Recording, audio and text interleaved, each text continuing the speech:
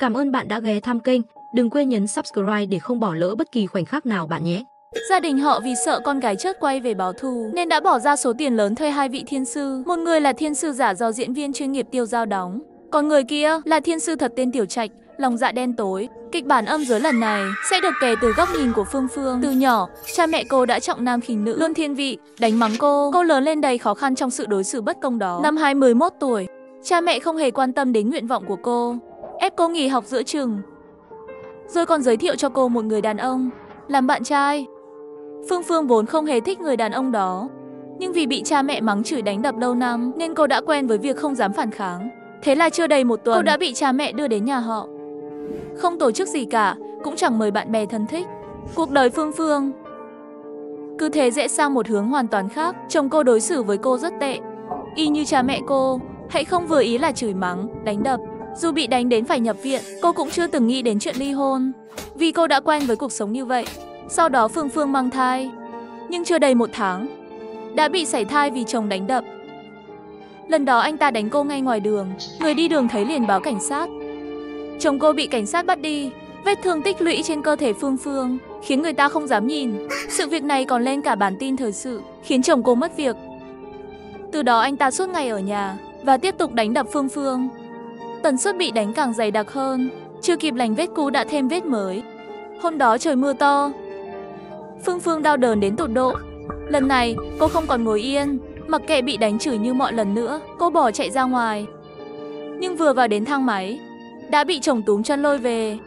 Bên tai cô như nghe tiếng mưa, những cơn đau dồn dập như mưa rơi không ngớt lên người. Phương Phương nhắm mắt lại, lặng lẽ chịu đựng như mọi khi. Nhưng kết quả là vừa vào thang máy thì lại bị chồng túm chân kéo về. Bên tai cô dường như vang lên tiếng mưa, cơn đau như những giọt mưa không ngừng rơi xuống cơ thể. Phương Phương nhắm mắt lại, như thường lệ âm thầm chịu đựng. Chỉ là lần này ngoài cơn đau, cô còn cảm thấy càng lúc càng lạnh, càng lúc càng buồn ngủ. Cuối cùng cô đã có một giấc ngủ ngon và cuối cùng cũng được tự do. Nhưng dù là như vậy, Phương Phương cũng không biết mình có thể đi đâu. Phần lớn thời gian, cô vẫn lặng lẽ nhìn chồng và cha mẹ. Phương Phương thấy cha mẹ đang bận rộn lo đám cưới cho em trai. Họ tươi cười rạng rỡ trên sân khấu, kể về những khó khăn trong việc nuôi dạy em trai suốt chặng đường. Họ rơi nước mắt tại chỗ, ôm chặt lấy nhau, nhận được đầy ắp lời chúc phúc trong tiếng vỗ tay và hoa tươi. Còn chồng cô thì nhanh chóng cưới người mới, là một người phụ nữ xinh đẹp hơn cô. Chồng cô sẽ dẫn người phụ nữ đó đi du lịch khắp nơi. Bàn tay anh ta đưa ra, luôn nhẹ nhàng rơi lên người phụ nữ kia.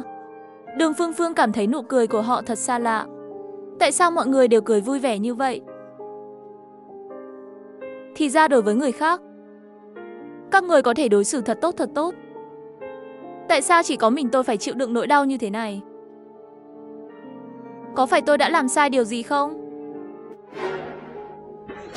Trả lời tôi đi, trả lời tôi đi. Nhưng cô biết, những oán hận với chồng cũng không thể nhận được lời đáp. Sau đó cô lại trở về nhà mình. Mẹ, mọi người đâu rồi? Mọi người rốt cuộc. Này, người nhà họ Đường thấy Phương Phương xuất hiện thì sợ khiếp vía, bỏ ra số tiền lớn mời một vị thiên sư đến trấn giữ trong nhà. Vậy tôi đóng vai thiên sư được nhà họ Đường nhặt về sao?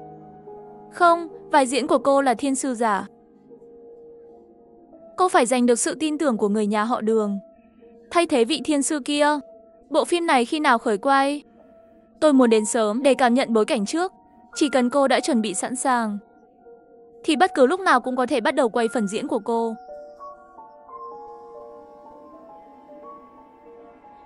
Cô thấy câu chuyện này thế nào?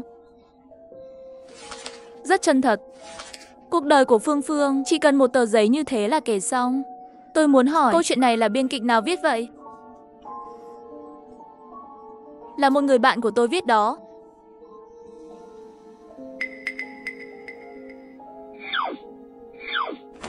Không có xe của đoàn làm phim à? Vậy chúng ta tự đạp xe đến đó à? Phương Phương hơi sững người. Lúc này cậu ta mới chợt nhận ra Tiêu Dao là người sống, không thể bay đi như cậu ta được. Giờ đã hơn 3 giờ sáng rồi.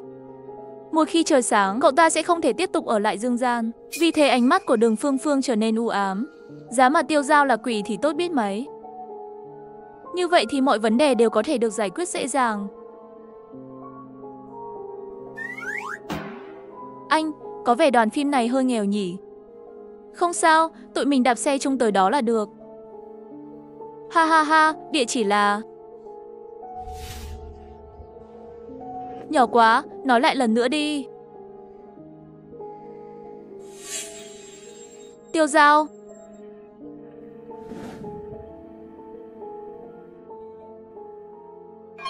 Tiểu Tiêu Dao, cháu định đi đâu vậy? Cháu đến tìm Vương gia. Đúng lúc cháu phải hóa trang. Lại làm phiền ông rồi. Có thần linh gì đâu. Vào nhanh đi nào. Ông Vương, trước đây cũng từng giúp cháu hóa trang trong mấy phim khác rồi. Cháu đợi cháu một lát. Cô bé, có muốn vào ngồi một lúc không? Đường Phương Phương đầy cảnh giác, không trả lời. Ông Vương thấy Đường Phương Phương không nói gì, cũng chỉ mỉm cười hiền hậu. Rồi quay người bước vào trong tiệm. Lần này cháu sẽ vào vai như thế nào? Tối nay cháu phải đóng vai ma để dọa người, nên hóa trang càng kinh dị càng tốt ạ. Phải khác hoàn toàn với dáng vẻ thật của cháu. Giao cho ông là được rồi. Đúng rồi, cô bé đi cùng cháu cũng là diễn. Viên à, đúng vậy, cô ấy là nữ chính. Cơn buồn ngủ quen thuộc này lại tới nữa rồi.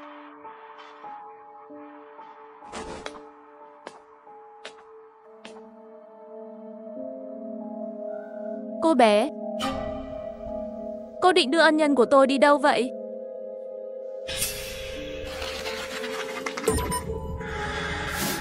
Lão già này lại lợi hại đến vậy sao?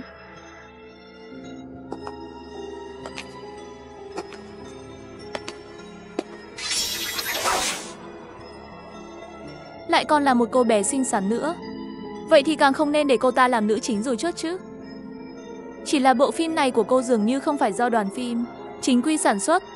Là kiểu lừa đảo đúng không? Lão già, thả tôi ra. Vô lễ, không ai dạy cô phải tôn trọng bọn ta à? Vừa rồi cô định dùng tay này giết Tiêu Dao đúng không? Là ai cho cô lá gan đó? Dám ra tay với ân nhân của tôi? Này, cậu định cứ thế đứng nhìn cô ta? Đáng thương thế sao? Lão Vương, tôi biết ông rất gấp. Đừng vội, lại cầm tôi ra để quạt nữa. Cho dù không ra tay, thì lúc đó tôi cũng sẽ ngăn cản hắn. Tô Tân Hạo luôn rất rõ.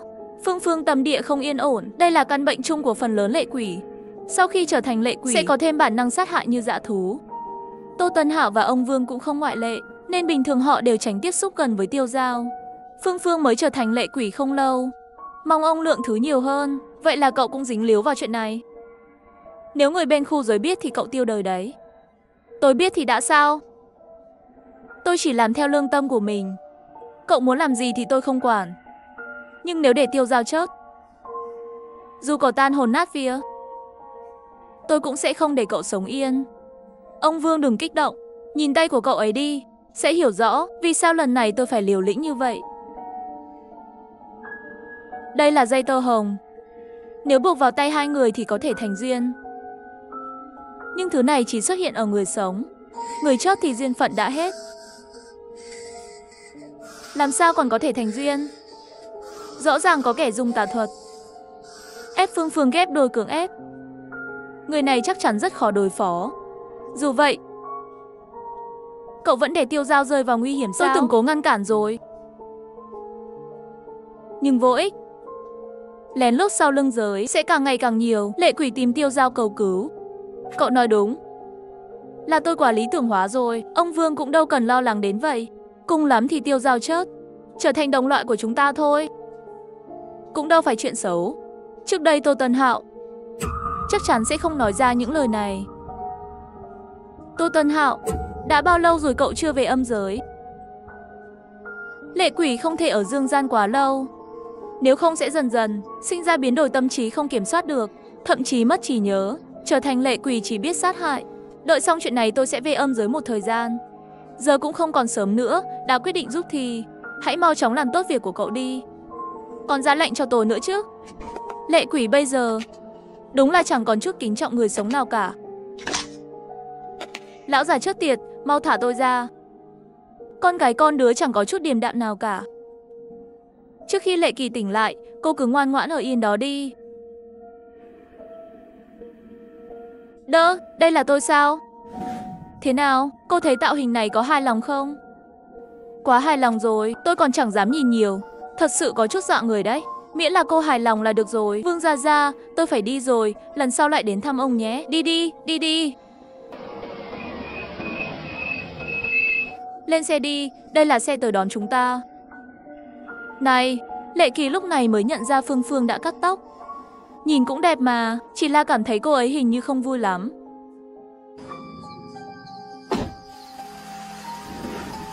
Nhà họ Đường ở tòa 7, phòng 5 2001. Tối nay cậu phải lẻn vào và hù dọa họ. Cô không đi cùng tôi sao? Tối nay tôi không có vai diễn. Thật sao? Cô thật sự là diễn viên à? Ý cậu là gì đấy? Giữa đêm khuya thế này, nhà tôi ngoài kịch bản ra, cô không chuẩn bị bất kỳ hợp đồng nào.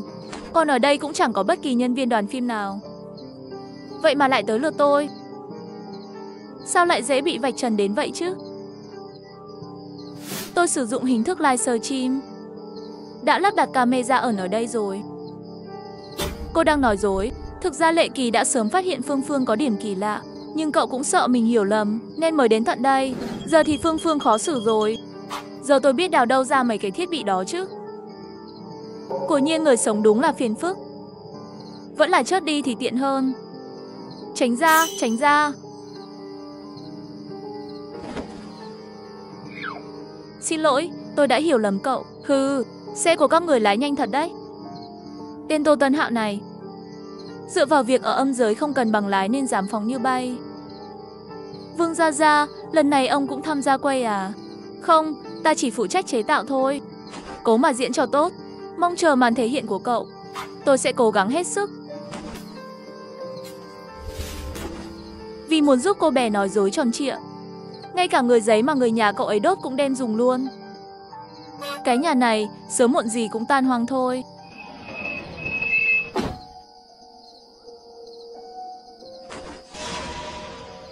Vương gia ông đã qua đời bao lâu rồi? Sao vẫn còn nhiều tài sản thế? Sau khi chết, trong thời gian chờ đầu thai, nguồn tài chính ở âm giới của người chết chính là tiền giấy mà người thân đốt cho. Tuy nhiên theo thời gian trôi qua, người thân thân thiết cũng lần lượt qua đời. Đời cháu chắt cũng dần không còn giữ truyền thống đốt giấy tiền nữa. Lâu dần, những linh hồn ở âm giới càng lâu sẽ càng nghèo. Cuối cùng khi không cầm cự nổi, chỉ có thể chọn đầu thai hoặc trở thành cô hồn dã quỷ, ăn nhờ sự cúng tế của người khác. Còn Vương Gia Gia thì trong đám lão quỷ này có thể nói là sống sung sướng nhất. Ha ha ha ha ha. Ta từ trước đến giờ không bao giờ bạc đãi bản thân. Thiếu cái gì thì cứ báo mộng cho cháu là được. Cô làm vậy có hơi thiếu đức đấy. Thường xuyên báo mộng sẽ gây tổn hại đến thân thể cháu trai cô đấy. Hay, cháu tôi thể chất đặc biệt mà. Chỉ là bát tự không bằng tiêu dao thôi. Khoan đã.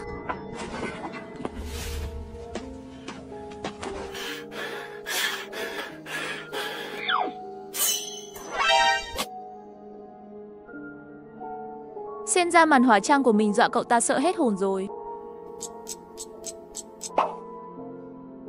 Sao rồi, cậu ngồi xuống chút đi. Tóc dài váy đỏ mà nữ trước tiệt. Anh ha ha ha ha ha ha ha.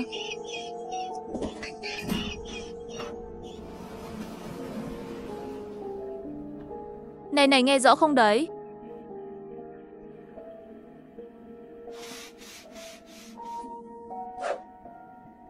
Tôi đang đeo tai nghe. Tôi vẫn giữ nó trên tai để tiện liên lạc với bên anh đó ha. Ngay sau đó đám người giấy bắt đầu giúp Tiêu Dao trang bị các thiết bị live stream. Còn Tô Tân Hạo và những người khác không đi theo Tiêu Dao vào trong tòa nhà, mà quan sát tình hình từ nóc nhà đối diện. Lúc này anh còn căn dặn tôi đừng tự ý live stream, đúng không? Sao giờ đến lượt anh lại chẳng sợ bị quỷ từ chối vậy? Ngôi sao lớn mà, anh chết rồi. Còn được fan đốt giấy tiền gửi tới, nhiều đến mức anh tiêu không hết. Còn tôi, cháu tôi ấy à,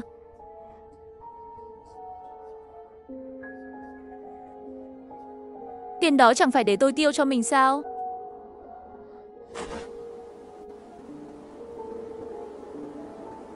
Ôi chà, ông Vương mở live stream rồi kìa. Cuối cùng ông Vương cũng nghĩ thông suốt rồi. Muốn đi theo con đường ngôi sao mạng giống Ngô Đạo ta mà. Ra rồi, tay Trần Lão cứng đơ. Mà nhảy múa thì chắc trời đổ mưa to mất. Thôi, đừng đùa nữa. Tôi đang phát sóng nghiêm túc đây. Là Tiêu Dao đó. Đội tóc giả vào suýt không nhận ra luôn. Lão Vương cuối cùng cũng không chịu nổi nữa, quyết định dình xem thần tượng hả?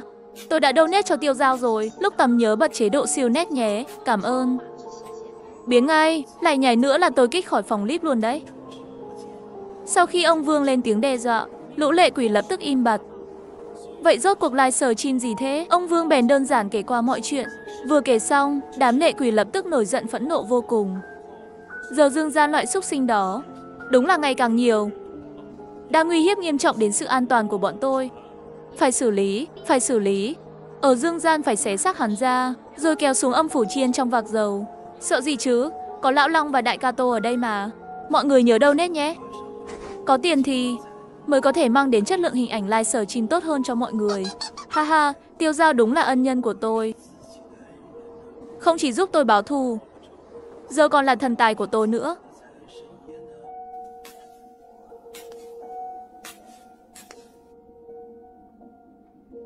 Cái bùa này giống hệt cái mà Đường Ca đưa cho Hải Lộ trước đây. Thái An cũng dùng để trấn giữ tà xã xâm nhập. Nhưng lần này vai diễn của tôi là người sống, giả làm ma. Nhưng loại da này không hiệu quả với tôi cũng rất hợp lý. Vậy nên Thụy Kỳ chuẩn bị bấm chuông cửa, dự định theo thói quen dụ bên trong mở cửa rồi ra tay. Nhưng ngay lúc đó, anh ta để ý cửa đã được mở sẵn, trừ một khe hở nhỏ. Quả nhiên có bẫy. Anh biết từ trước có bẫy rồi. Không thì sao, Thụy Kỳ là người sống.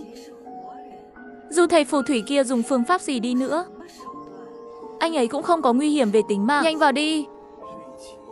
Vào thẳng thắn đi. Thẳng thắn là sao? Thẳng thắn hả? Thế thì tốt. Chuyện đó chỉ là câu cửa miệng của tôi thôi.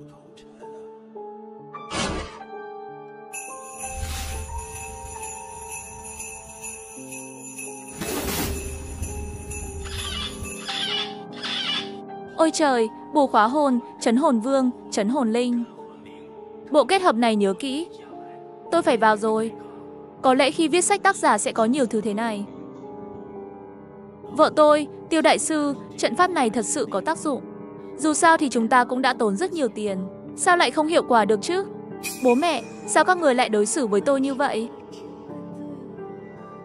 Con chỉ là đã trước thôi mà. Nhưng em trai con vì con làm loạn thế này. Vợ nó cũng bỏ đi rồi. Người biết để em trai con cưới được cô tiểu thư giàu có đó. Bố đã phải cố gắng nhiều thế nào, còn đi vay tiền người ta nữa. Giờ thì xong rồi, mọi người đều biết nhà ta có ma. Họ thẳng tay hủy hôn ước với ta. Thậm chí cả khu dân cư cũng bị mất giá vì bị đồn có ma. Tất cả mọi người đều nhìn chúng tôi như những kẻ xui xẻo. Mày đúng là thứ chỉ biết gây thiệt hại, sống thì chỉ biết tiêu tiền. Chắc rồi còn hại người. Nơi mày lớn bằng từng này đúng là phí công vô ích. Được rồi, bây giờ thứ gây hại cho quỷ đã bị Lệ Kỳ phá hủy rồi. Cô có thể vào trong rồi chứ? Không vội. Lúc này Lệ Kỳ mặc cho bọn họ mắng chửi vô cớ. Tư duy của cậu ta cũng dần đồng bộ với Phương Phương. Vốn dĩ tôi định dẫn các người đến nơi hưởng phúc đấy. Nhưng giờ xem ra, các người có vẻ thích chịu khổ ở dương gian hơn. Chuyện gì vậy? Pháp thuật không hiệu nghiệm sao? Thế là họ vội vàng chạy vào phòng ngủ, rồi nhanh tay khóa cửa lại. Ba mẹ, con sẽ để ba mẹ nếm thử mùi vị địa ngục trước thời hạn. Từ lúc sinh ra các người, nó sẽ chớt còn thê thảm hơn các người cả trăm lần. Mau báo cảnh sát đi. Không đúng, cảnh sát làm sao đối phó được với ma chứ? Phải tìm đại sư Tiêu. Có bắt được chị ấy không? Tôi còn nói với bạn là sẽ quay lại cảnh đó mà.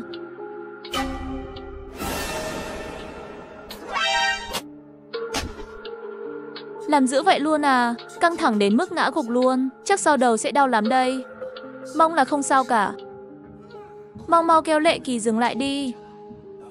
Sao vậy? Trời vẫn chưa sáng mà. Cậu mà chậm chút nữa thì Lệ Kỳ sẽ thật sự biến thành zombie đấy. Vương gia đúng là cao tay.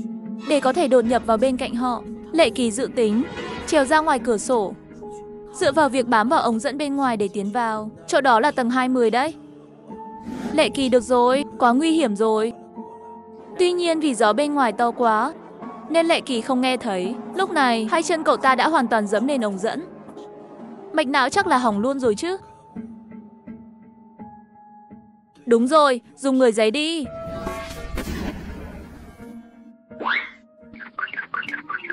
Kết thúc rồi sao? Nhưng mà hai người nhà họ vẫn còn rất tỉnh táo mà. Tiếp theo là thư của những người khác à? Có cần tôi giúp không? Tôi có thể ở lại đây tiếp tục xem không? Di Vương, con diễn không tốt lắm thì phải. Ai nói con diễn không tốt chứ? Con diễn xuất sắc lắm. Đến mức em trai của Phương Phương bị con dọa sợ tột độ luôn. Tức giận thật à?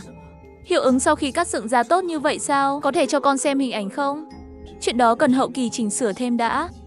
Con biết mà. Nếu không có hiệu ứng đặc biệt thì thật ra cảnh quay sẽ khá là ngượng ngùng. Cũng đúng lúc này, trời sắp sáng. Ông Vương thấy vậy cũng không dám ở lại lâu. Hôm nay phân cảnh của con đến đây là kết thúc rồi. Con mau về đi nhé. Ngoài ra, xe của đoàn phim đột nhiên hỏng rồi. Phiền con bắt taxi về nhé. Chi phí sẽ được hoàn lại cho con đó.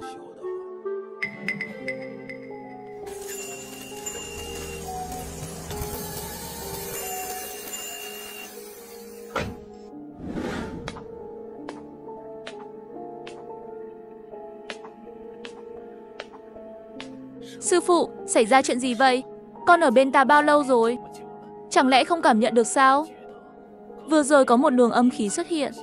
Có phải đang nghi ngờ rằng người đàn ông đi xe khi nãy là quỷ? Nhưng bây giờ trời đã sáng rồi mà. Đúng vậy, nếu trời chưa sáng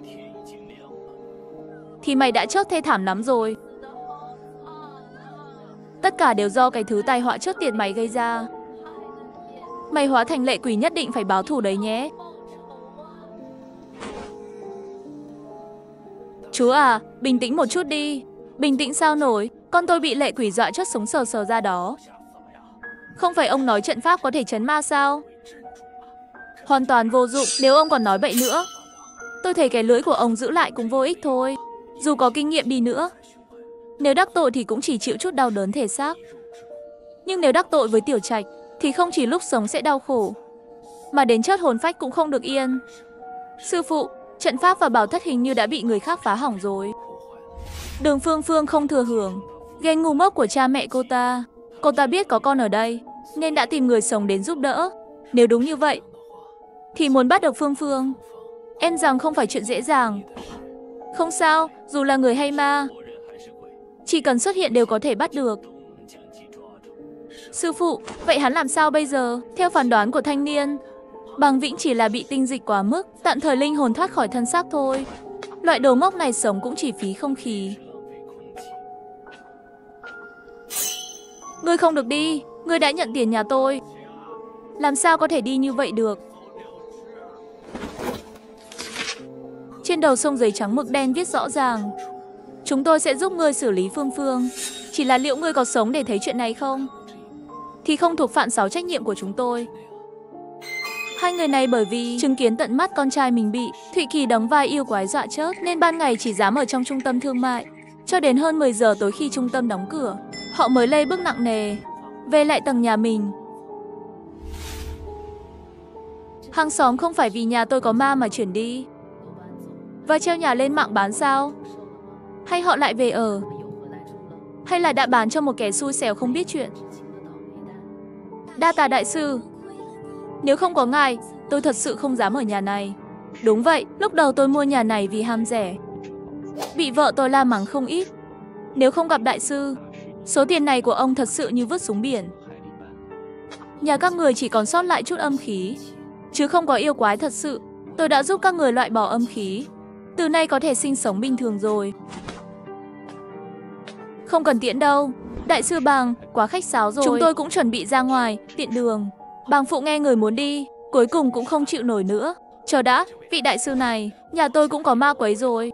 Anh nghĩ chúng tôi mới chuyển đến mà không biết gì sao?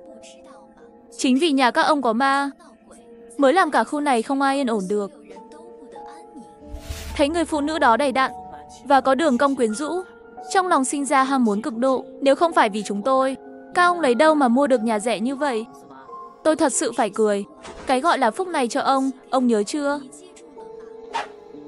Ông xã, nếu không có đại sư ở đây, tôi còn tưởng Sammy đứng ngay trước mặt mình đó. Thật sự sợ chót đi được. Bé yêu đừng sợ. Anh nói linh tinh gì vậy? Đừng có làm loạn. Chúng ta đang làm việc mà.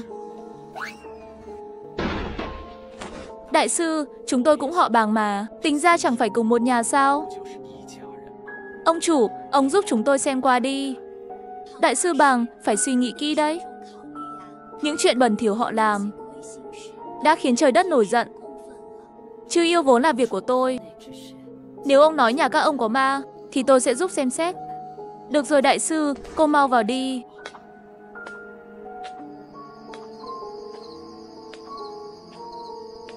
Khu này có vẻ số hộ ở không quá 100 nhà.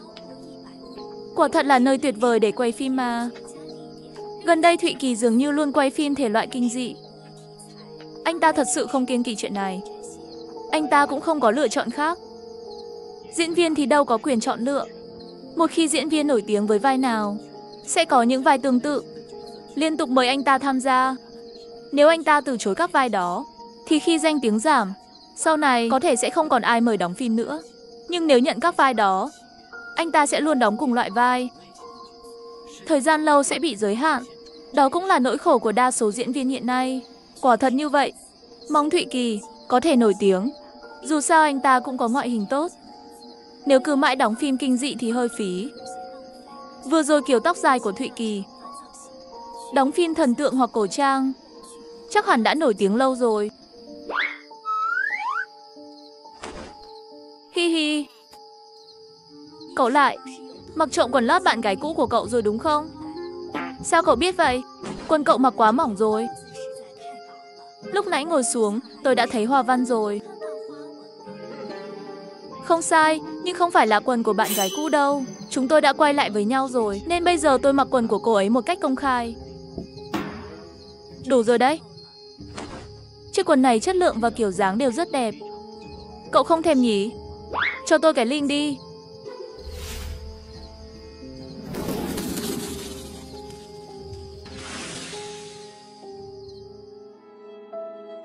Lại hỏng hai con búp bê giấy nữa rồi. Để cho hai người sống này không động tâm, ông chủ đã đặc biệt dùng bùa ngăn ma che mắt. Thành công đánh lừa họ rồi. Đừng giả vờ khóc ở đây nữa. Một đêm livestream, Thụy Kỳ kiếm được tiền đủ để mua vài chục con búp bê giấy rồi. Luân phiên phục vụ cậu. Nói mới nhớ, cả đêm cậu đều dùng máu viết trên tấm bảng đó. Viết cái gì vậy? Tôi đang làm một số chữ ký và quà tặng fan hâm mộ. Khi họ chót và đến âm phủ, họ sẽ nhận được những món quà đầy bất ngờ này. Lúc này Tô Tân Hào đã quyết định tiếp tục ở bên Thụy Kỳ và nâng cao trình độ âm nhạc của mình. Khi lũ bạn anh ấy tới âm phủ, xem album nhạc của anh ta, chắc chắn sẽ quỳ xuống, kính trọng gọi anh ta là nhạc phụ. Sau khi tưởng tượng vậy, Tô Tân Hào thậm chí bắt đầu sai anh em và fan khi chót rồi. Chuyện gì vậy? Không được, không được, làm sao có thể nghĩ như vậy? Ai? Ai, cái đầu óc hay suy nghĩ lung tung kia, bỏ qua một bên đi.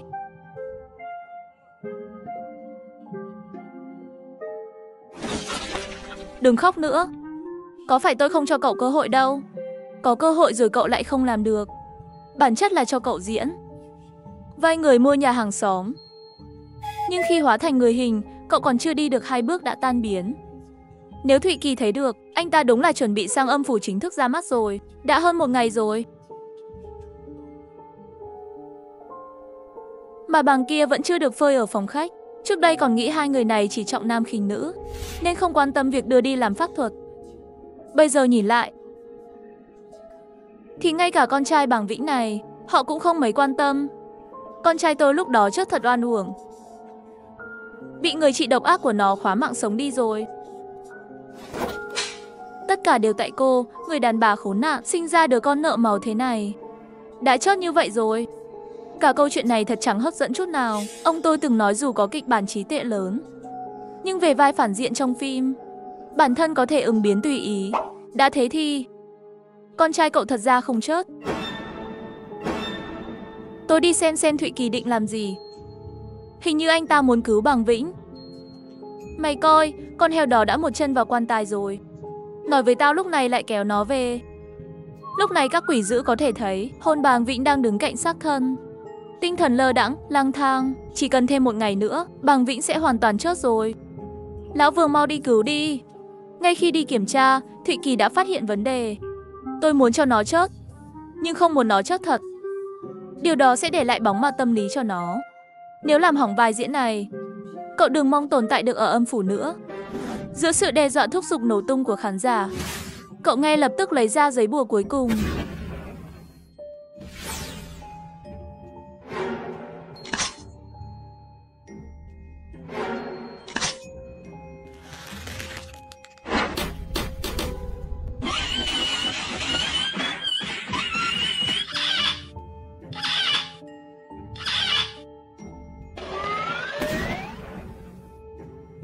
Hello. Cậu nói con trai tôi có thể nổi tiếng được không? Nhưng tôi cảm thấy nó đã hỏng rồi. Đợi mà xem.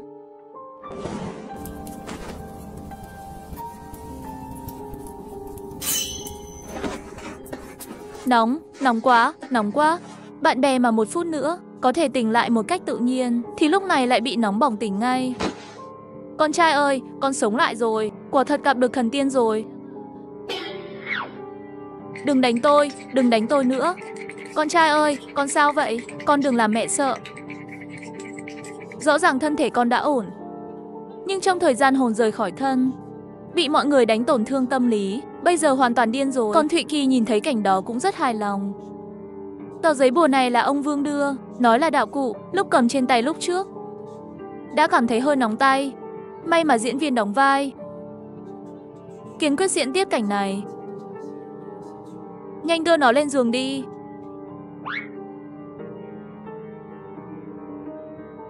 Bình thường mà, lẽ ra phải cầu xin tôi cứu con nó chứ. Nào ngờ lại bị trói luôn. Xem ra diễn vai ác nhân, cậu còn phải học thêm nhiều. Tôi sợ nó hét to quá. Gần đây căn nhà này vẫn đang rao bán, không được để xảy ra chuyện gì nữa đâu. Tôi biết nụ cười của Thụy Kỳ còn lạnh hơn cả xác chết của tôi. Người sống của thật phóng khoáng. Tôi nhìn ngay ra rồi. Nụ cười của Thụy Kỳ ẩn giấu vực sâu bên trong. Một chàng trai đẹp trai thế, sao lại sửa sang thành kiểu như vậy? Mấy ông thầy phùng tối nay có thể ở lại không? Bếp nhà bảo vẫn chưa ổn, vẫn chưa ra khỏi giới hạn. Tôi cũng không thể yên tâm rời đi được. Anh ngồi đây trước đi, tôi đi pha trà cho anh. Chồng ơi, tối nay thầy Tiều cũng sẽ đến. Nếu họ chạm mặt thì không sao chứ? Sao lại có chuyện? Họ đều là người ta mời bằng tiền thật của chúng ta. Hơn nữa thầy Tiều chỉ chịu trách nhiệm diệt yêu quái, không quan tâm tới sống chết của chúng ta. Tôi thấy thầy Phùng trông quen quen, chắc chắn không lạnh lùng như thầy Tiêu đâu. Có hai thầy ngồi đây thì chắc không sao. Chỉ là nhà này thiệt hại quá lớn rồi. Chồng ơi, tôi có cách. Chúng ta có thể làm livestream. Giờ mọi người đều nói nhà chúng ta có ma mà. Chúng ta livestream hai thầy trừ yêu quái, giá nhà chắc chắn sẽ tăng lại. Cách này thật tuyệt vời. Vừa dừng lại còn kiếm tiền được. Vợ đúng là số 1, tất cả là nhờ em, hậu phương vững chắc. Ngay sau đó, bố Phùng nghĩ ra một tiêu đề cực kỳ thu hút. Khu Linh Huy bị ma ám, hai vị thiên sư đối pháp trấn áp ngay tại chỗ. Yêu quái thấy tiêu đề này là chạy vào xem ngay. Chà, chẳng phải đây chính là khu của tôi sao? Họ Phùng thật sự mời được thầy về. Làm sao lại không mời được? Tên đồ trời chu đất diệt đó. Những chuyện đau lòng mà hắn làm với con gái hắn, dẫn đến người biến thành yêu quái kéo đến diệt hắn. Dòng bình luận trên livestream chửi rủa hắn hàng loạt. Trong lòng ông nổi lên sự bực tức. Nhưng ông hiểu rõ, chỉ có hiệu ứng này mới giữ chân được khán giả trong phòng livestream. Thế là ông giả vờ như không thấy, trên mặt hiện vẻ buồn bã, cầm thiết bị quay toàn cảnh phòng khách. Mọi người xem này, nói con gái tôi là đứa làm ăn thua lỗ không sai. Tối qua nó làm nhà tôi tan hoang hết cả. Còn con trai tôi, tối qua bị sợ chết ngất luôn. May mà thầy đã cứu nó. Nhưng bây giờ con người nó cũng khác rồi. Sao số phận con lại khổ như vậy? Thụy Kỳ quay livestream của bố Phùng, hoàn toàn nhìn thấy trong mắt, làm trò cười, phát sóng trực tiếp bắt ma. Chẳng hay biết rằng đây chính là lúc người tự đào mồ chôn mình. Nhưng việc thêm yếu tố phát sóng trực tiếp của thật rất sáng tạo. Chỉ là không biết liệu có livestream trực tiếp từ đây, hay sẽ được chỉnh sửa và xử lý ở hậu kỳ. Peter đi gặp cô, dù rất muốn qua xem thử, Nhưng lúc này anh ta đang tập trung vào màn trình diễn. Đánh thôi vậy. Kết giới trên mặt đất, không phải người bình thường có thể vẽ ra. Ngoài tôi ra, còn có đại sư nào khác không? Thưa đại sư, xin ngài đừng giận. Trước đây tôi chưa gặp ngài mà. Nhưng tôi đã nhận ra ngay từ lần đầu. Tài năng của ngài vượt trội hơn người khác nhiều. Vậy tối nay anh ta còn đến nữa không? Tối nào tôi cũng gọi điện thúc giục anh ta đến. Đại sư, ngài có phiền anh ta đến không? Không sao, với sự giúp đỡ của đại sư cũng sẽ bảo vệ được sự an toàn của ngài. Tôi biết dạo này các ngài cũng không dễ dàng gì. Đại sư của thực là người tốt.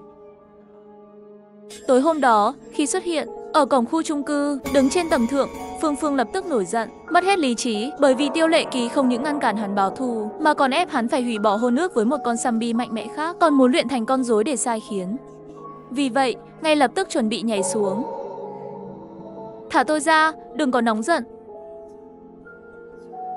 Ngươi không thể làm tổn thương Tiêu Lệ Kỳ đâu. Tôi có thể mà. Tôi có thể làm được. Tu luyện tốt rồi, ngươi chỉ cần kiên nhẫn. Nhìn tôi, một ông già này đang bận rộn.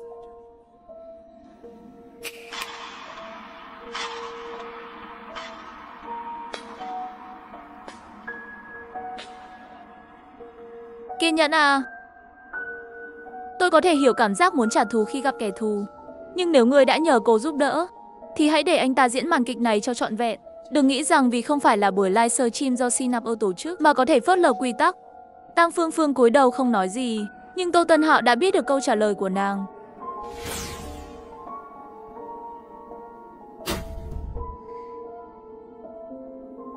Một người sống mà cười lại cứng đờ và gượng gạo. Cảm giác quen thuộc quá. Lúc này, hắn bỗng nhớ ra, người đầu tiên mang lại cảm giác này là cô, người đóng vai một người sống. Haha, không ngờ ngoài Phương Phương ra còn có thêm một sự bất ngờ như vậy. Hắn có thể cảm nhận được Tô Tân Hạo là một con zombie mạnh mẽ hơn nhiều. Sức mạnh của hắn không chỉ thể hiện ở năng lực, quan trọng hơn là trong mắt hắn vẫn còn lý trí của một người sống. Quỷ càng gần với người sống thì khả năng sau khi luyện thành con rối lại càng mạnh mẽ hơn. Nhưng Tiểu Trạch không vội. Anh chỉ cần đợi con cá tự động mắc câu là được.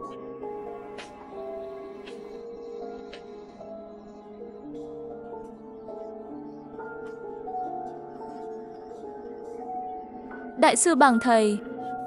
Bàng Hồng tên bất cẩn này lại còn tìm người khác. Tôi vào trong dạy cho hắn biết thế nào là màu sắc. Đừng tự ý hành động. Hi hi, Tiêu đại sư ngài đến rồi. Tiểu Trạch không thèm nhìn Bàng phụ một cái, mà trực tiếp nhìn thẳng vào cô, người ngồi trên sofa. Khí âm trong người này còn nặng hơn cả zombie. Nếu không cảm nhận được khí của người sống trên người cô, thì Tiểu Trạch thậm chí nghĩ người trước mặt là quỷ dữ hạng nhất. Ngược lại với cô, nhìn thấy Tiểu Trạch khi bước vào còn tưởng đối phương đi nhầm phim trường. Bộ đồ của anh ta, cô thực giống hệt một nam chính tổng tài đô thị. So với đó, cô thậm chí còn cảm thấy chàng trai cơ bắp bên cạnh mới thực sự mang phong thái của một bậc thầy có thể đẩy lùi quỷ dữ. Đại sư Bàng, sao tôi chưa từng nghe nói đến người như ngài? Có lẽ sức khỏe ngài không tốt lắm chăng? Người kia là ai vậy? Lấy mũi mà nhìn người chứ không phải lấy mắt sao? Nếu cần thì cho tôi xin đi. Chất tiệt, ghét nhất loại người thích khoe mẽ. Thực sự muốn xé hắn ra từng mảnh. Phong cách khác hẳn với những con zombie âm phủ. Khán giả trong phòng live stream tỏ ra khá phấn khích với cảnh tượng này. Nói thật đi, diễn viên này còn đẹp hơn một số diễn viên trong phim truyền hình nữa. Chuyện này cậu không hiểu đâu. Đẹp trai thì nhiều, người xấu mà tài giỏi lại ít hơn nhiều. Hai người này chuẩn bị so tài pháp thuật à? Thật hào hứng. Bên trong là cái gì? Là con trai tôi, Bàng Vĩnh, người mà ông đã nhận. Bàng Vĩnh? Con heo đó không chốt rồi sao?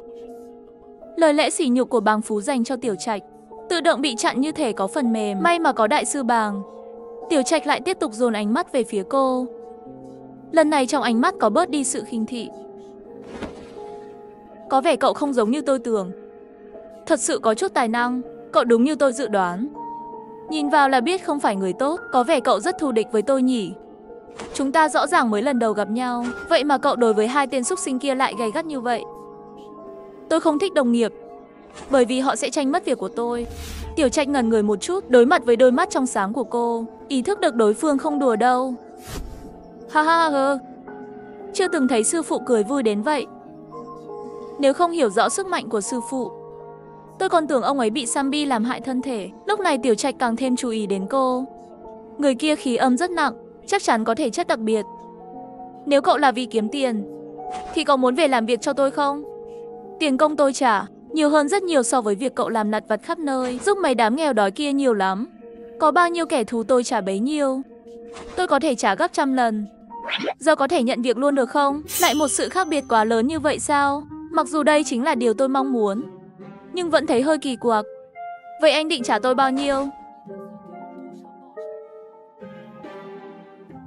Tôi chỉ có 10.000 đồng thôi, nhưng mà ông chủ tốt sẽ chuyển tiền liền.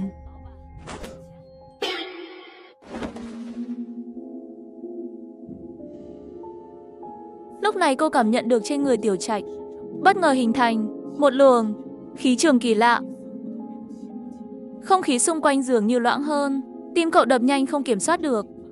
Cậu không rõ đó là phấn khích hay sợ hãi, chắc chắn đối phương cũng giống mình, là người nghiên cứu sâu sắc về các dạng biến thái, sát nhân. Nếu không thì làm sao thể hiện được kỹ năng sát nhân đặc biệt như thế này? Chuyển tiền đi ông chủ tốt. Sư phụ nói gì vậy? Tôi không để người tàn tật bên cạnh. Elibe đã nhận được 1 triệu tệ. Tiền đã chuyển rồi. Tiếp theo để tôi xem tài nghệ của cậu. Có xứng với số tiền này không? Cam đoan làm ông hài lòng. Ai nói tiền đàn ông khó kiếm chứ? Ở tập trước tôi chỉ nói vài câu đã khiến người đàn ông đối diện chi 1 triệu. Nhưng tiền vào tài khoản lại khiến ông vương mặt tái mét. Sợ rằng tôi thật sự bỏ việc nhảy sang chỗ khác, nên ông ấy đã đăng chuyện này lên livestream. Xin mọi người giúp đỡ Sambi. Ông lão Vương đừng hoảng, tôi trước kia là nhân viên ngân hàng. Việc này tôi rành lắm. Chuyển tiền cho cô vào tài khoản của tôi là được rồi. Yên tâm đi, đẳng cấp Sambi của tôi là nhất. Đợi nó chốt đi, tôi sẽ trả tiền đầy đủ cho nó ngay lập tức. Cái chuyện vớ vẩn của ông, bản tính của ông đã bắn thẳng vào mặt tôi rồi. Chắc ông muốn độc chiếm 1 triệu đúng không? Cái miệng phun máu này vu khống tôi kiện ông tội phỉ báng. Ông Vương nhìn họ tranh cãi như thể nói một ý một lời, chỉ thấy lời nào cũng không đáng tin. Đợi đã mọi người, có phải quên mất một vấn đề quan trọng rồi không? 1 triệu này là tiền thật chứ không phải ảo. Các người lấy bằng cách nào? Ai gửi tiền cho các người? Câu này vừa nói ra, những Sambi chỉ muốn giúp cô giảm bớt gánh nặng ngay lập tức im lặng. Để tôi làm đi, tôi là quản lý ngân hàng Thiên Địa. Tôi có khả năng này, chuyển 1 triệu này thành tiền nhân dân tệ gửi vào tài khoản vàng. Đến rồi, lại có một tiểu độc thần nữa rồi. Tôi không giống các người. Tôi có thể mở khách hàng cho chị cô tại ngân hàng Thiên Địa, giúp anh ta gửi tiền vào đó. Cũng được, nhưng cô còn chưa chớt mà. Tôi khi còn sống đi thắp hương tổ tiên, cũng thường đốt giấy tiền. Trời ơi, sao tài khoản âm phủ của tôi lại có tiền thế này? Người sáng lập ngân hàng Thiên Địa là fan hâm mộ của cô. Ông chủ còn vui lòng mở cửa hộ đặc biệt cho anh ta. Các Sambi khác không còn ý kiến gì nữa. Khi còn sống được người có quyền chỉ đạo, chót rồi cũng vậy, bị Sambi dưới quyền áp chế quyền lực. Còn bên cô, hoàn toàn không hay biết ma quỷ đã sắp xếp mọi chuyện ổn thỏa cho anh ta. Giờ chỉ biết anh ta đã tỉnh ngộ.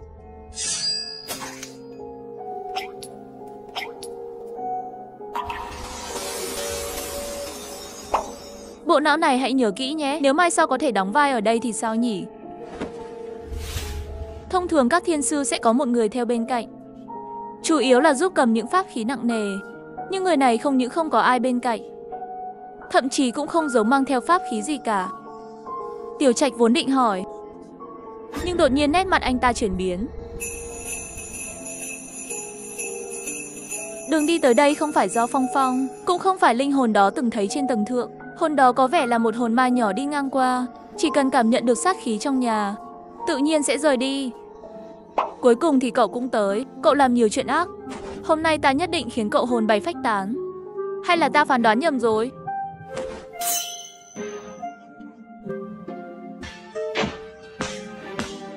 Có cảm giác diễn viên Sambi diễn hơi vụng về. Tôi quá khó xử rồi. Ông lão Vương, ông có thể đừng cứng nhắc như vậy không? Sợ hai đứa nhỏ này phá đám chỗ của tôi. Ông không sợ bị ăn thịt à? Tôi cũng không biết làm sao nữa. Thế lực của Tiểu Trạch ở đó rồi. Chẳng lẽ để phù hợp với cô mà tự mình phải bỏ mạng sao? Hai con búp bê giấy đó cũng là đồ dự trữ cuối cùng của tôi rồi. Hừ, dù sao tiền làm sạch cũng đã thu rồi. Trả lại tiền thì tuyệt đối không có chuyện đó. Khác với những Sambi oán hận trong âm phủ, Khán giả trong nhà kho xem rất hứng thú. Nói thật diễn viên này có vẻ có luyện tập qua. Cách anh ta ra hiệu rất có bài bản. Có lẽ có nền tảng múa. Sư phụ, hắn chỉ là kẻ lừa đảo khoác cái vỏ đẹp thôi, gian thương. Để tôi đi xử lý đi.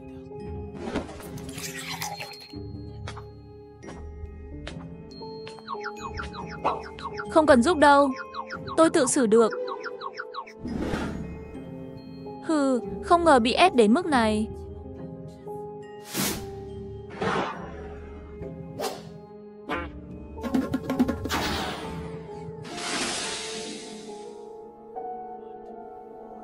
Anh có biết Linh Thiệu Song không? Kịch bản của tôi không có nhân vật này mà. Cô rất chắc chắn. Trong kịch bản của anh ta hoàn toàn không có nhân vật Linh Thiệu Song. Nhưng cách diễn của Tiểu Trạch lại khiến anh ta cảm giác không phải là ứng biến tạm thời. Thật là phải thử thách khả năng ứng biến của bản thân rồi. Cái gì? Cô Thiệu Song là sư phụ tôi. Nghe vậy Tiểu Trạch mặt phức tạp. Không ngờ cô ấy xem trọng cậu đến vậy. Nếu không thì cũng không truyền cho cậu phép thuật trấn áp Sambi này đâu. Chỉ là cô ấy vẫn xem đây là uy nghiêm. Thiên phú của cậu không phù hợp làm đại sư. Vậy tôi phù hợp làm gì? Làm Sambi chứ sao? Không nhìn thấy à? Đây mới là đại sư thật mà. Một ánh nhìn liền nhận ra thiên phú của Thụy Kỳ. Có vẻ hôm nay chính là ngày tử thân của Thụy Kỳ. Tôi đã kiểm tra, hoàng đế hôm nay vừa mới an táng bằng hỏa táng.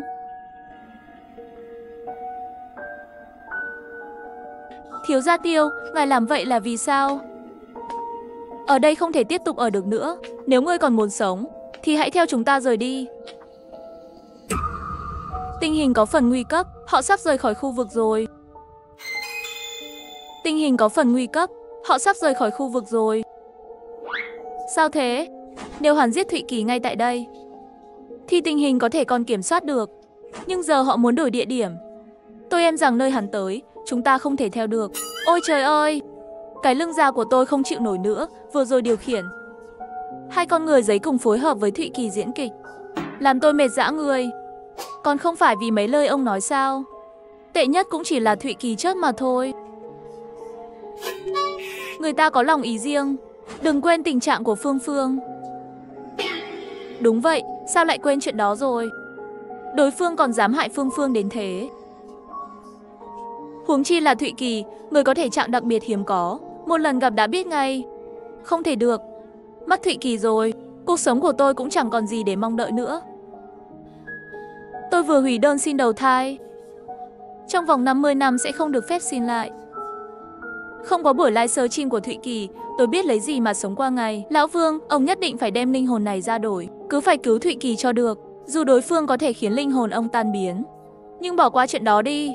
Ông chẳng nên cứu Thụy Kỳ sao? Đó là ân nhân lớn của ông mà. Sau màn tranh cãi vô lý này, phán quyết gia đình đã đánh cho Lão Vương không còn khả năng phản kháng.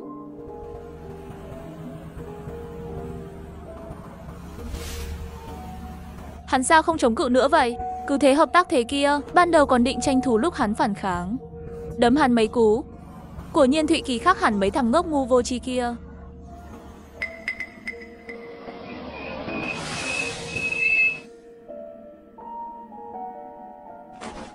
Có vẻ đã tới địa điểm mới rồi.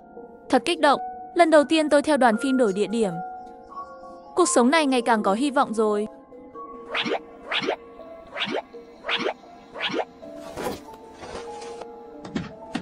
Sao cảm thấy Thụy Kỳ có vẻ hơi sốt ruột vậy? Quả thật là đêm giết người đầy gió đen trăng tối. Mày có bị điên không vậy? Chàng trai thật sự nghi ngờ Thụy Kỳ có thể ung dung như thế. Có phải đang che giấu thủ đoạn khác không? Nhưng mà thân hình nhỏ bé kia lại chẳng giống người nhà họ Lâm. Thậm chí còn là đại sư giả. Bây giờ lại bị chúng ta dẫn đến nơi hoang vu hẻo lánh này. Làm sao có thể chống cự được nữa? Gần như vừa kịp tham gia sự kiện tiếp theo. Mang người lên.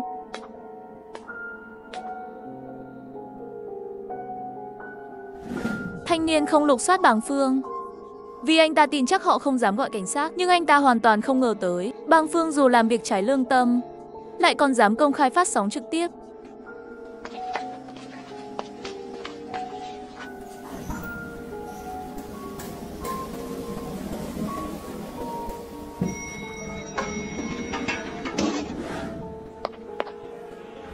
Chúng ta đang đi đâu vậy? Ngươi sẽ sớm biết thôi. Thiếu gia Tiêu, tôi đã trả tiền rồi. Các ngươi phải bảo đảm an toàn cho tôi. Chẳng lẽ đây là đưa ta đến một trường quay? Phải vậy sao? Chỉ nghĩ đến có khán giả trực tiếp xem, cô không khỏi cảm thấy lo lắng. Trận đấu tiếp theo sắp bắt đầu. Hôm nay là trận thi đấu bộ hành thứ 100. Đối thủ của anh ta là 3 người cố định. Trong đó có một vị thiên sư trừ tà. Liệu có thể trừ bỏ tội lỗi trên người kẻ sát nhân không? Mời mọi người chờ xem. Chắc chắn đây là một đại tác phẩm tôi không muốn bỏ lỡ. Đây chắc chắn là đại sản xuất tôi không muốn.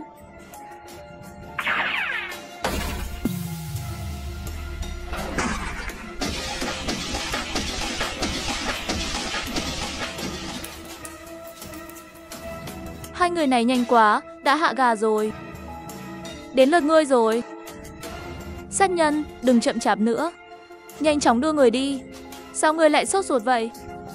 Sư phụ, tôi chỉ cảm thấy người họ Bàng không phải thường nhân, nên xử lý sớm sẽ tốt hơn.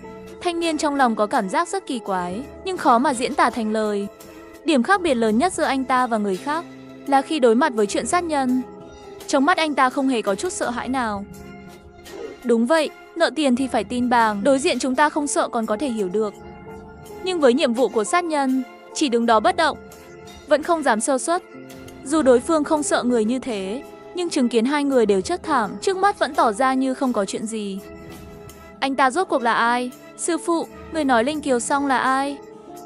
Điều đó không quan trọng là tối nay hắn nhất định sẽ chết tại đây. Lúc này hắn đã bắt đầu tưởng tượng, dùng linh hồn luyện thành bù nhìn, dùng để đối phó với Linh Kiều Song. Cảnh tượng đó chắc chắn rất thú vị. Nếu có chuyện xấu xảy ra thì sao? Nơi này sát khí ngút trời. Nếu mình bước vào, chắc chắn sẽ kết thúc với cảnh hồn bay phách tán. Lão Vương, giờ tôi đã đứng trên ngôi nhà của anh. Nếu anh còn chần chừ, tôi sẽ thiêu cháy ngôi nhà của anh. Anh, thôi. Giá nhà dưới âm phủ không hề rẻ đâu. Con chim trên trời này là bảo bối quý giá của mình mà. Quả thật lai sờ chim không phải ai cũng làm được. Mấy người đang chờ ai thế?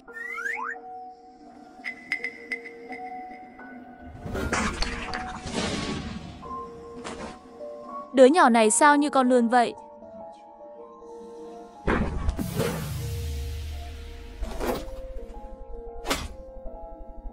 Chẳng qua chỉ là con chuột chạy lung tung thôi. Cứ tưởng có thể sống sót sao?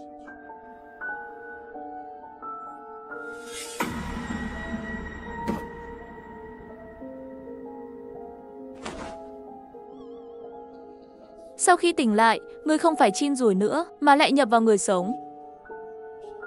Ngươi định làm gì? Ma quỷ không thể tùy tiện nhập vào người sống. Dù là người đặc biệt như cô, thì cũng cần điều kiện nhất định mới được nhập. Những zombie mạnh như Tô Tân Hạo, nếu nhập cực cưỡng bức, chỉ làm tổn thương linh hồn thôi. Hơn nữa lúc nhập vào người, sẽ giống như người bình thường vậy. Nên thông thường, dù zombie có thể nhập, họ cũng không thích làm vậy. Đừng nói nhảm nữa, ngươi muốn cứu phải không? Đi tìm thiết bị đèn ở đây đi. Tôi sẽ đưa cô ra ngay khi đèn tắt. Đến lúc đó, ông vua mới hiểu được lý do Tô Tân Hạo làm vậy. Thông thường, ma quỷ không thể chạm vào người sống. Hắn thật sự làm chuyện động trời như vậy. Tống đại ca vì cứu cô mà liều mạng, quả thật liều lĩnh không sợ chết. Tôi còn tưởng ngươi muốn cô chết cơ. Cô có thể chết, nhưng tuyệt đối không thể bị người khác giết.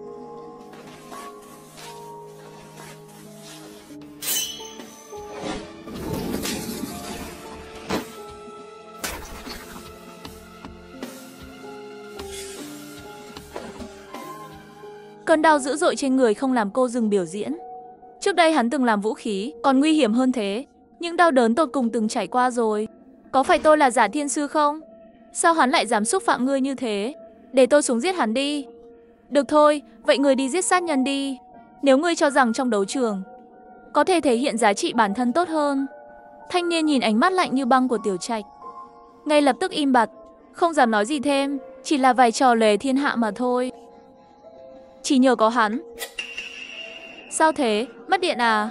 Vé đắt thế này mà thiết bị cũng không tốt sao? Để mẹ mày đòi tiền lại. Sư phụ quá mạnh rồi. Là ngoại viện của hắn tới rồi. Thực ra đây chính là điều Tiểu Trạch muốn thấy. Trước đó hắn đã vẽ phép trận trong trận chung kết. Chỉ cần Sambi lọt vào sẽ không bao giờ ra được. Còn cô, cũng vì sự thay đổi đột ngột này, đứng chớt chân tại chỗ. Ai đó, tôi là nhân viên đây. Việc thu hút fan của bạn đã kết thúc rồi. Đi theo tôi đi.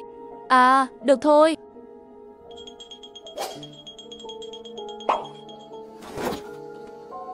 Lên đây, tôi cõng bạn. Xin lỗi, cô hiểu đối phương cũng đang sốt ruột. Rốt cuộc mình đã làm chậm công việc của họ. Ôi, tóc giả của tôi lúc nào rớt vậy? Đợi chút, khi khôi phục đèn sáng, khán giả thấy tóc giả rơi trong đấu trường sẽ nghĩ mình là đầu hói hay sao? Nhưng cô cũng không bận tâm lâu. Khi đi qua xác chết bên cạnh, ánh mắt hắn bị thu hút bởi ánh sáng lờ mờ dưới đất. Có vật gì đó ở đó. Có đồ ở đó. Cô cầm điện thoại lên xem. Khi nhìn thấy màn hình đầy bình luận nhảy liên tục, mới chắc chắn rằng đang phát trực tiếp thật. Khán giả trước đó chỉ trò chuyện vì màn hình đen, bỗng nhìn thấy mặt người hiện lên trong bóng tối. Ai cũng giật mình. Tao sẽ giết mày, giết mày.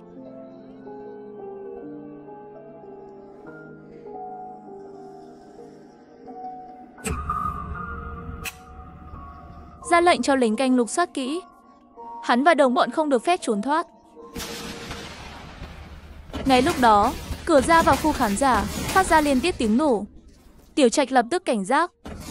Hắn không quan tâm khán giả có bị thương vong, mà chỉ vì kiểu nổ này, hắn quá quen thuộc. Linh xảo xong đến rồi. Sư phụ, lúc nãy chuyện gì xảy ra vậy? Sao tôi nghe thấy tiếng kêu thảm thiết của nhà bàng? Bọn họ bị bắn rồi, sư phụ. Anh nhìn quen quen đấy. Tôi là diễn viên cô. Cô ở phòng livestream phải không? Là người cao lớn phong độ, rất điển trai đúng không? Nói thật đi, của thật là anh, lúc nãy còn chưa nhận giá tóc dài. Nhà bang thật chịu chơi. Để làm mọi người tin tưởng, họ còn mời diễn viên chuyên nghiệp diễn xuất. Ha ha, thật là, vậy vụ nổ vừa rồi là sao? Có chuyện gì xảy ra à? Đó là kịch bản thôi. Yên tâm, đây là đại tác phẩm. Ma quỷ thấy cô tích cực trả lời khán giả. Ai cũng ghen tị, toàn là khán giả mà, sao lại được hoạt động sôi nổi thế? Ở bên kia cũng nhận được phản hồi của cô mà. Đúng đúng, chúng tôi cũng muốn nói chuyện trực tiếp với cô. Lão Vương mau lên đi, tôi giờ đã đổ dầu ngay trước cửa nhà bạn rồi. Vương gia đã bị khống chế hoàn toàn rồi, đừng làm quá như lần trước nữa. Nếu chuyện lớn thật thì bị bọn khốn kia trút giận. Chúng ta chẳng ai có kết cục tốt đâu. Lão Vương, bạn yên tâm đi, chúng tôi không phải kiểu Sambi vô ý thức đâu. Vương gia nhìn vậy mà không yên tâm, nhưng ông lo cho nhà âm phủ hơn, nên nhân lúc xung quanh tối, điều khiển người chỉ đạo lặng lẽ dán lên mặt sau điện thoại cô cầm. À cô, tôi là fan của bạn đấy. Lúc nãy tưởng bạn sắp chết thật, làm tôi phải đến cửa hàng đặt một đống vòng hoa. Yên tâm đi Sambi ơi, dù cô thoát chết lần này, sẽ còn có lần sau nữa mà. Cảm ơn, tôi cũng rất mong được nhận vòng hoa bạn gửi.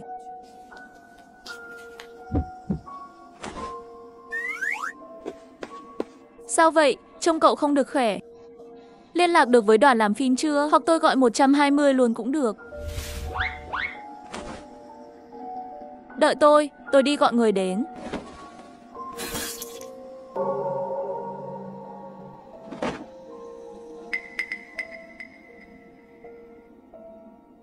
Không ổn rồi, cô chẳng ra ngoài đâu, mà còn đi sâu vào trong nữa.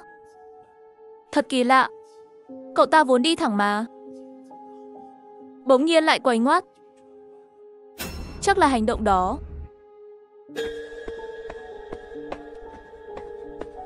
Hình như tôi bị lạc rồi, có ai là nhân viên phòng livestream không? Ai đó cần giúp đỡ. Yên tâm đi, nhân viên đó đã đi đến nơi cần đến rồi. Tiếp theo vẫn là phần diễn của cậu. Đừng dừng lại nhé. Đã đến rồi thì đi tiếp đi. Tiếp tục đi thẳng nào. Ma quỷ chỉ muốn cậu tiếp tục livestream. Hung hăng reo hò ầm ĩ bảo cậu không sao. Cô nhìn thấy lời quản lý mới yên tâm phần nào.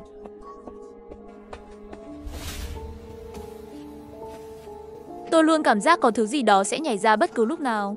Tôi hiểu cảm giác của người livestream. Khi tôi chơi phòng thoát hiểm, khoảnh khắc đáng sợ nhất là lúc ma chưa hiện ra. Nỗi sợ lớn nhất lại là trí tưởng tượng của mình. Đừng sợ, có tôi đây mà, dù sao tôi cũng sẽ bên cạnh cậu. Dù cậu chết đi nữa, chúng tôi vẫn luôn ủng hộ cậu. Lời an ủi từ bình luận khiến cô phần nào yên lòng. Nhưng cậu không phải sợ hãi, chủ yếu là sợ làm người khác hoảng sợ. Dù sao thì cậu ấy giờ cũng khá lung túng rồi. Bất ngờ, ống kính laser chìm mất dấu cô. Anh, áo của cậu có phải mặc ngược không? Đúng rồi, tôi sợ người khác bị vẻ ngoài của tôi làm sợ, nên tôi định đi lùi lại. Nhưng cách giải thích của cậu làm khán giả ngơ ngác. Thế sao lại mặc áo ngược? Tôi sợ nhân viên nhìn thấy người đi lùi sẽ bị hoảng sợ, như vậy có lẽ sẽ đỡ hơn. Khán giả rơi vào im lặng, họ cố gắng tưởng tượng cảnh cô mô tả. Hãy tưởng tượng, bạn đang trong bóng tối cảm thấy có ai đó đến gần, khoảng cách dần được rút ngắn, nhưng bạn lại thấy cái đầu người đó lại quay ngược ra sau. Ôi trời, thế thì còn đáng sợ hơn à? Ý tưởng này đúng là tuyệt vời. Cô đúng là nghĩ cho người sống quá đi thôi. Sợ người sống bị hoảng sợ, nên còn cố ý không để lộ mặt mình ra. Quả thật, nếu tôi nhìn thấy mặt cô trong bóng tối, chắc hồn bay mất. Cô đến một Sister Dreamer sống động và dịu dàng. Trước khi chết sao lại không gặp được cậu ta nhỉ? Đoạn bình luận của âm phủ khiến khán giả thế giới sống tròn xoay mắt. Các người không phải vẫn là người à? Chỉ biết cung cấp giá trị cảm xúc cho Sister Dreamer, chẳng thèm quan tâm người khác sống chết ra sao. Sau đó cô vì đi lùi nên không nhìn được đường, chỉ còn cách giơ cao điện thoại để khán giả hướng dẫn cho cậu ta. Chút nữa sau, nhờ sự chỉ dẫn của lũ zombie thích hóng chuyện, cậu ấy đã đến cuối con đường, nơi đó có một cánh cửa đứng sừng sững.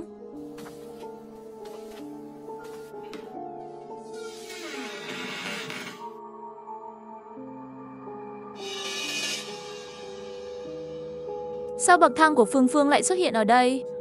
Chẳng lẽ mình lơ tay đâm vào điểm mấu chốt của cốt truyện? Bỗng nhiên trong lòng cậu dâng lên cảm xúc phấn khích. Mình vẫn chưa đóng máy. Vậy thì phần diễn tiếp theo chắc vẫn còn dành cho mình. Nhưng ngay lúc đó, cô nghe thấy tiếng bước chân vội vã từ xa. Tiếng bước chân ngày càng gần về phía cậu. Không ổn rồi, mình tự ý vào đây mà chưa xin phép đoàn làm phim, lại còn dẫn cả khán giả livestream theo. Nếu bị phát hiện thì nguy to rồi.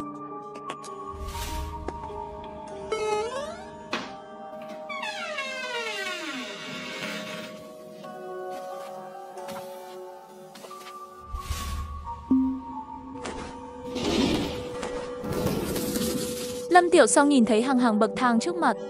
Trên mặt vừa có sự tức giận, lại pha chút bất lực.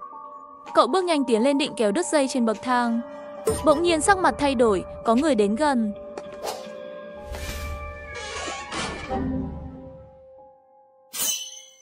Yêu chót người con hiếu thảo, lại còn trong tủ quần áo giấu một con zombie tủ quần áo thượng hạng.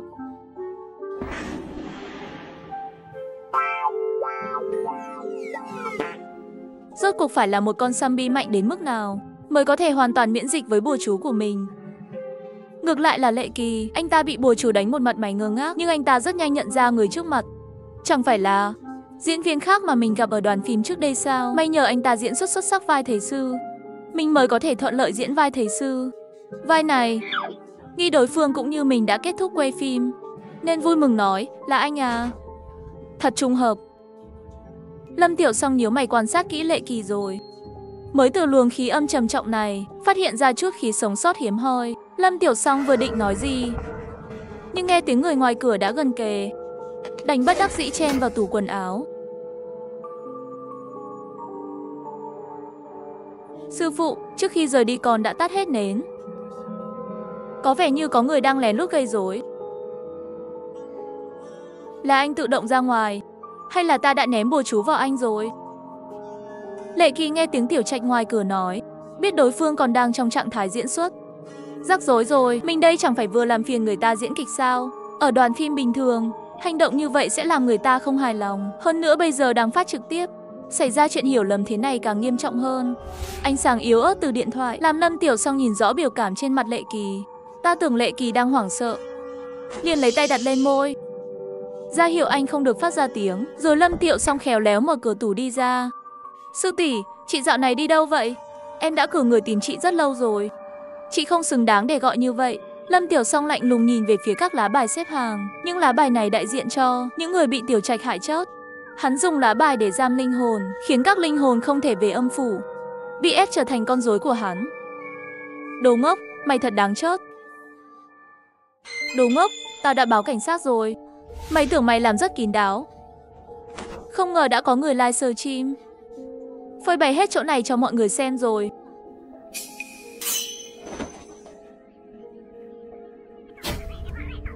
Sư phụ đúng là có cảnh sát đang lái xe từ dưới núi lên. Thời gian, ta từng nghĩ ngươi sẽ theo quy tắc trên núi. Dọn dẹp gọn gàng cho ta, tội lỗi mà ngươi gây ra. Không phải chỉ một cái chớp có thể chuộc lại được.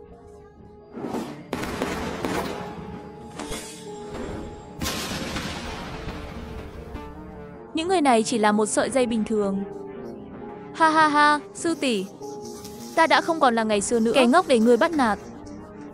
Còn Dích đang trốn trong tủ quần áo, cũng chịu ảnh hưởng từ vụ nổ. Các tấm ván gỗ bên cạnh do rung động đột ngột đổ xuống. Ngỗ ngược, có phải đây là lối thoát cho nhân viên ra ngoài không? Các diễn viên khác lúc này đang say mê trong cảnh đánh nhau dữ dội. Để tránh ảnh hưởng đến người khác quay phim, anh ta chọn nhanh chóng chạy vào đó.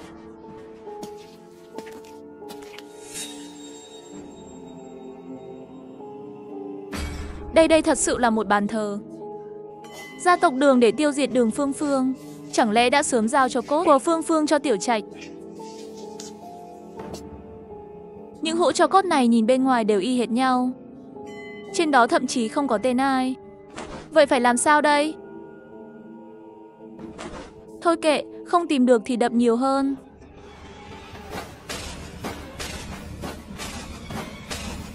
Ha ha, ta muốn xem ngươi có thể nổ đến khi nào. Chuyên để đối phó với ngươi.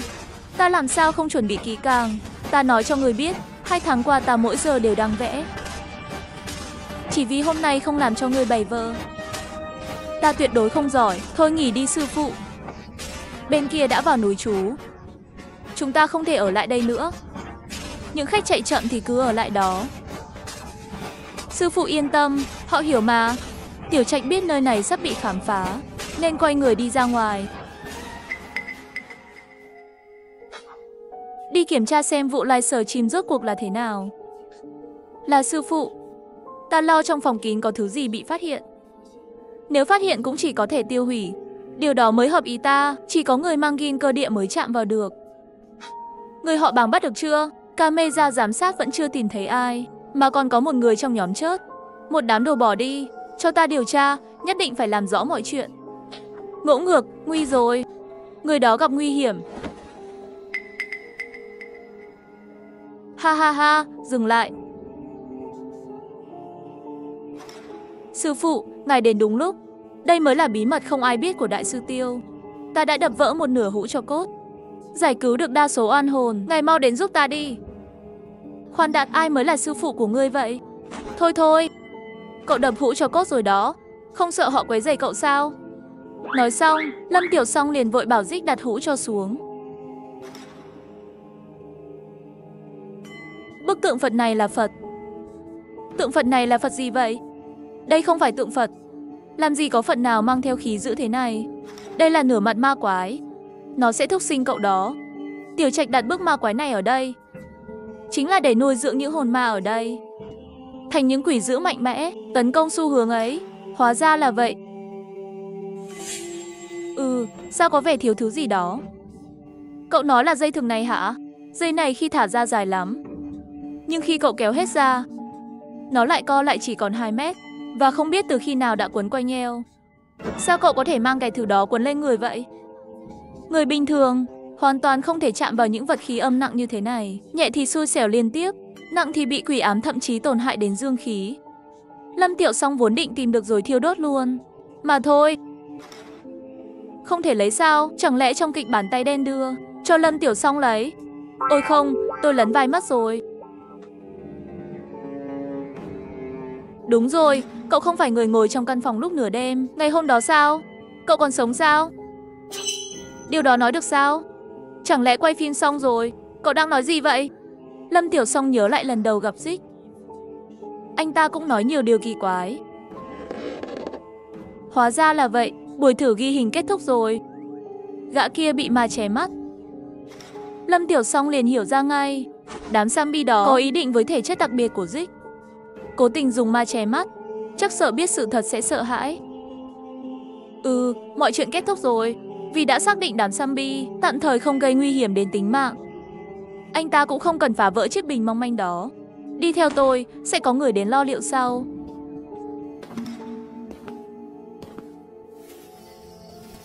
Thiết kế bên trong phức tạp quá. Trước đó tôi đã đi trong này suốt 30 phút. Vẫn chưa tìm được lối ra. Nói gì nữa, sẽ bị chém mắt luôn đó. Nếu không có tôi, cậu chắc phải quanh đây cả đời rồi. Lâm Tiểu Song biết không thể ở lại lâu được, vậy là dẫn anh nhanh chóng lướt qua trong rừng. Hai người nhanh chóng lên tới đỉnh núi. Quả nhiên trong hầu hết phim kinh dị huyền bí, cuối cùng thường là cảnh cảnh sát tới cứu. Cậu đi thêm chút nữa là có thể gọi được xe rồi. Mẹ, cho con xin số liên lạc được không? Tiền bối diễn xuất thật tuyệt vời. Con muốn hỏi thêm vài điều với Ả Mê Mương. Chúng ta có duyên, sau này thường liên lạc nhé. Đã chuẩn bị xong để lo việc thu xác. Chuẩn bị rất tốt rồi. Cảm ơn tiền bối. Trước thiện ý của Lâm Tiểu Song, Dích cảm thấy rất vui. Trước kia khi diễn xuất, người quen không ai chịu kết bạn. Nhưng giờ dần dần, anh cũng bắt đầu có bạn bè riêng. Thậm chí còn mời họ đóng vai khách mời nữa. Cậu vứt dây đen xuống đất đi.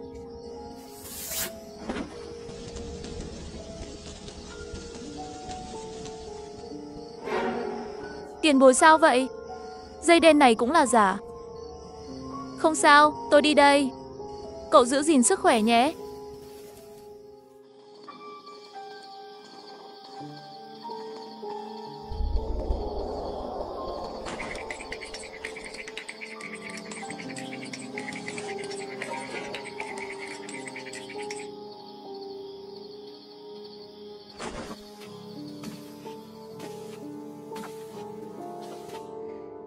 Phương Phương, đây là cách cậu đối xử với ân nhân sao?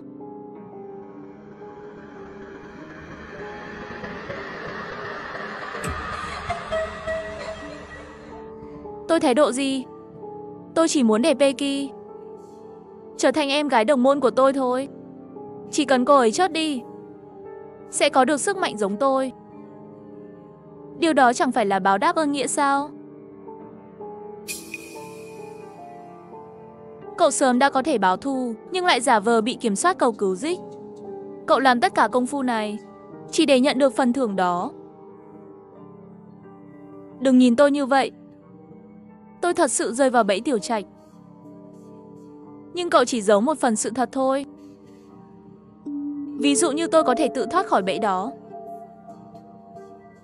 Tôi chưa từng nghĩ dựa vào Dích mở cánh cửa kia. Làm người phải dựa vào chính mình. Huống hồ là làm ma.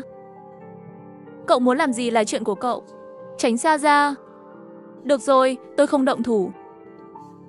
Dù sao tôi cũng còn muốn báo thù. Cậu không báo thù xong rồi sao? Hừ, chưa đủ. Tiểu Trạch còn nợ tôi món nợ chưa trả xong. Nhưng hắn ta thật sự không dễ xử lý. Thế nào? Muốn hợp tác cùng tôi xử lý hắn không?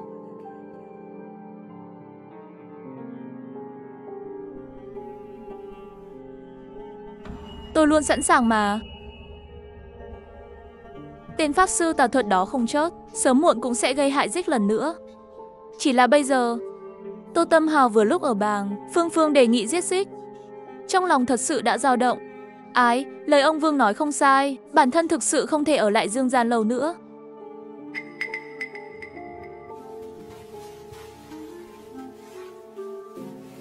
Có nên mua một cái giá đắt hơn một chút để đặt cho đàng hoàng hơn.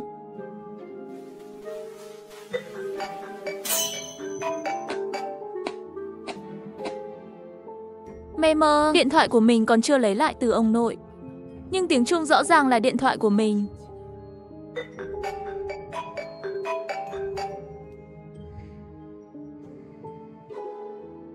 Hình như là ông nội Vương đêm qua đêm trả.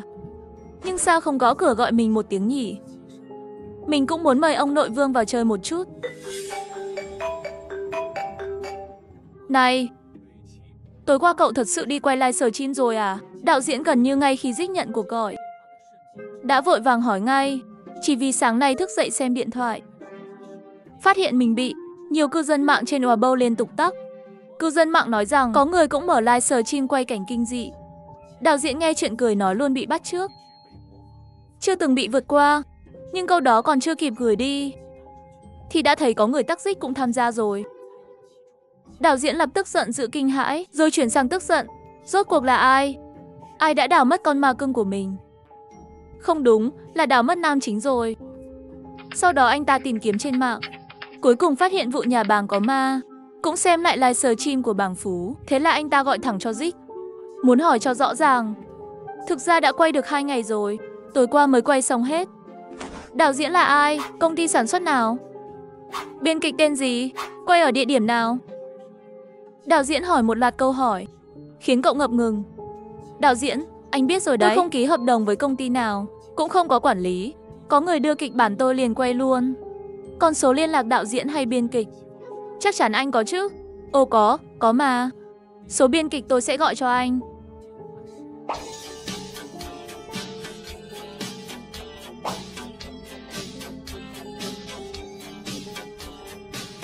Hỏi xem biên kịch tên gì, Đường Phương Phương. Chào, cậu sao vậy? Có chuyện gì xảy ra bên đó sao? Không có gì. Bị trùng sát. Đường Phương Phương không phải là con gái nhà bàng đã qua đời sao? Đúng rồi. Sau đó cậu bị đưa đến đâu? Tôi không rõ, nhưng để theo đuổi cảm giác chân thật, tôi bị trùm bao bố, bị trói tay, rồi ngồi xe đi đến nơi khác đó. Chẳng phải là bị bắt cóc rồi sao? Dích đúng là số thật thích nghi, lại còn sống an toàn đến giờ. Cố nhiên là nam chính phim kinh dị mà mình tin tưởng. Đạo diễn, khi nào mình có thể bắt đầu quay? Tôi đã sẵn sàng rồi. Tôi thì chưa chuẩn bị xong. Đạo diễn vốn đã tìm được địa điểm và chuẩn bị kịch bản rồi, nhưng chuyện này xảy ra, anh quyết định lật lại tất cả. Người thì thôi, giờ đến ma cũng muốn cùng anh cạnh tranh. Anh lấy gì mà tranh luận, nhưng tiền đảo cũng không chịu thua. Anh quyết định tinh chỉnh kỹ hơn, nghiên cứu kỹ lại kịch bản, còn nhiều thứ cần chuẩn bị. Khi mọi thứ xong sẽ báo trước cho cậu. Được rồi, sau đó hai người nói chuyện thêm chút, rồi kết thúc cuộc gọi. Còn cậu, xác định thời gian tới không có livestream, không chịu ngồi yên. Những ngày sau, anh tham gia nhiều đoàn phim đóng vai xác chết và vai phụ. Đến tối hôm đó, hơn 2 giờ sáng, sau khi tan ca, Dích đang đạp xe về nhà. Anh từ xa nhìn thấy một bóng dáng quen thuộc xuất hiện ở phía trước. 2 giờ sáng, một người vừa tan làm, mệt mỏi, đi trên con ngõ về nhà, nhưng luôn cảm thấy có một luồng cảm giác lạnh lẽo từ phía sau. Chuyện gì vậy? Cảm giác rình rập lạnh lẽo đã biến mất một thời gian dài, sao lại xuất hiện? Là ai đấy? Đừng có giả thần giả quái, ai đó đừng có bám theo tôi.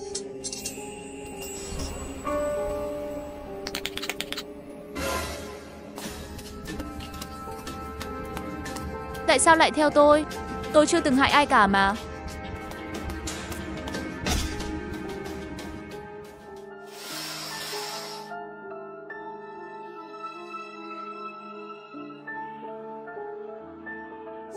Cái chân.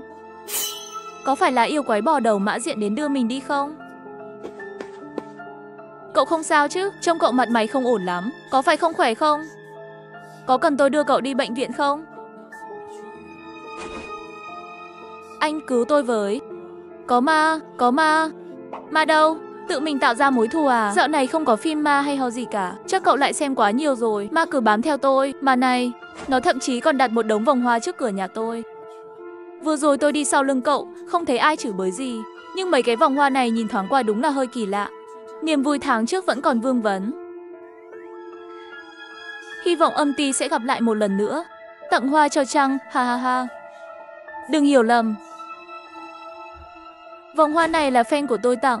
Cái gì? Ai mà tặng vòng hoa cho tôi chứ? Chẳng phải là đang nguyền rủa tôi chết sao? Cậu chắc chắn đây là fan của mình, không phải anti-fan chứ? Anh, cậu chắc chắn đây là fan thật không phải là anti-fan chứ?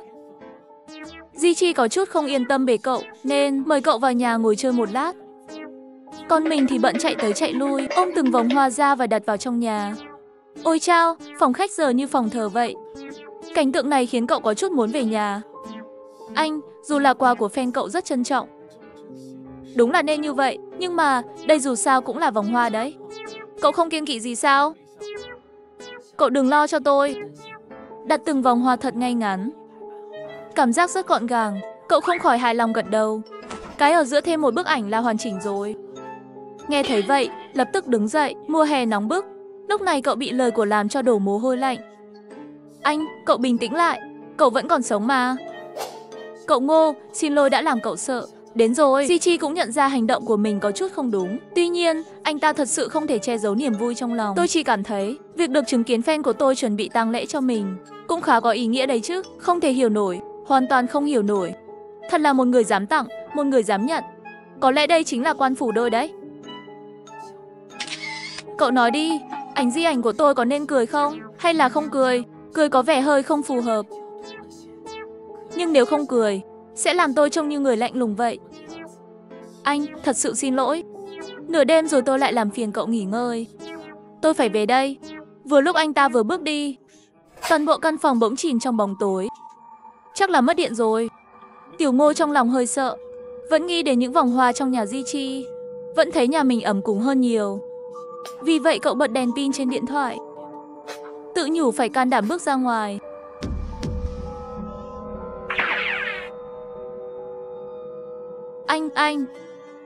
Anh, cậu đi đâu rồi? Mê mơ. Có phải nghe thấy tiếng gõ cửa không? Tôi đi xem thử. Anh, đừng mà, chắc là quá nguy hiểm rồi. Di Chi mở cửa. Ngoài cửa không có gì cả, để chắc chắn không bỏ sót. Anh ta cũng lấy điện thoại ra mở đèn chiếu. Chiếu xung quanh, cuối cùng còn chiếu ánh sáng lên trần nhà. Nhìn lên và quan sát xung quanh. Anh, sao cậu cứ chiếu lên trần mãi vậy? Anh, xin lỗi. Tôi vô thức nhìn lên trên, lập tức tắt đèn. Anh ta vốn đã có khả năng nhìn đến rất tốt. Cầm đèn pin, thật ra ánh sáng chiếu ra ngoài bị bóng tối che khuất càng thêm. Vậy ngoài kia thật sự không có ai sao? Nhưng vừa rồi tiếng động có vẻ rất gần mà. Chắc là từ trên tầng trên xuống. Dù sao sống trong căn nhà cũ, cách âm không tốt là chuyện bình thường. Cậu yên tâm đi, nếu thật sự có ma, chắc nó đã vào nhà tôi rồi. Cậu rất an toàn khi nghe anh nói vậy. Cậu không dám ở lại đây nữa, vội vã chạy về nhà mình và lập tức chui vào chăn.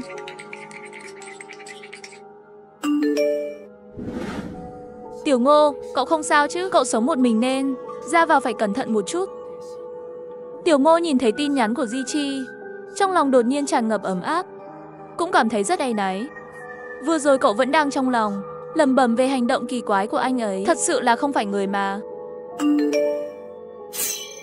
Tôi vừa thấy cửa nhà cậu không khóa. Chuyện gì vậy? Cửa nhà tôi không khóa. Cậu yên tâm đi, nếu thật sự có ma, chắc nó đã vào nhà tôi rồi. Cậu rất an toàn. Tiểu Ngô nhớ lại, vừa rồi vội vã chạy về, cửa đúng là chỉ cần đẩy nhẹ là mở. Nghĩ đến đây, Tiểu Ngô cảm thấy tim mình lạnh đi một nửa. Vừa lúc này, một bàn tay trong bóng tối bất ngờ nắm chặt lấy cổ tay của Tiểu Ngô.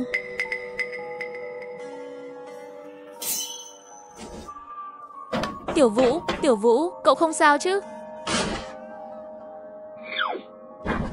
Ôi trời, chuyện gì xảy ra vậy, tiểu quỷ? Có ma trong nhà tôi. Cậu không sao chứ? Ôi trời, chuyện gì vậy? Có ma trong nhà tôi. Đừng sợ, tôi sẽ giải quyết. Cậu giữ chỗ chủ đi. Chúng ta có nên báo cảnh sát không anh? Không phải anh là diễn viên sao?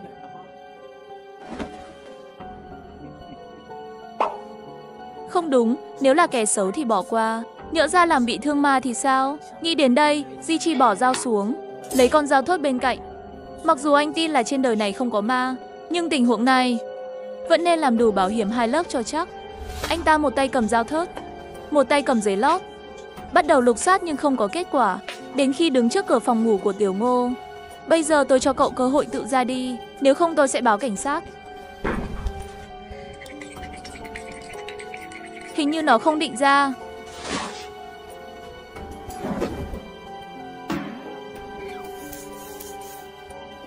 Không phải ma hay zombie sao? Hắc hắc, nếu là người thì dễ giải quyết hơn rồi.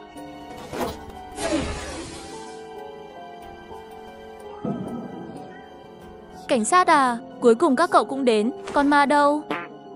Tên xấu xa đang ở trong nhà tôi, hàng xóm tôi vào rồi mà không ra nữa. Đứng yên. Cuối cùng các cậu cũng đến rồi. Các cậu định làm gì? Tôi nói cho các cậu biết. Tôi ăn trộm vào nhà, tình tiết nhẹ, có thể xử lý nhẹ nhàng. Nhưng bây giờ cậu đang bị nghi ngờ bắt cóc con tin. Nếu cậu vẫn kiên quyết kháng cự, chắc chắn cậu sẽ phải chịu hình phạt nghiêm khắc. Cậu đang nói với tôi sao? Không phải cậu là hắn sao? Nhưng hắn mới là tên trộm đấy. Cảnh sát không tin vào lời hắn nói. Lúc này Tiểu Ngô vất vả chen vào từ phía sau. Đây là hiểu lầm, hắn là hàng xóm của tôi. Người bị trói trên ghế mới là ma. À không, là tên trộm. Ồ, không phải là ma sao?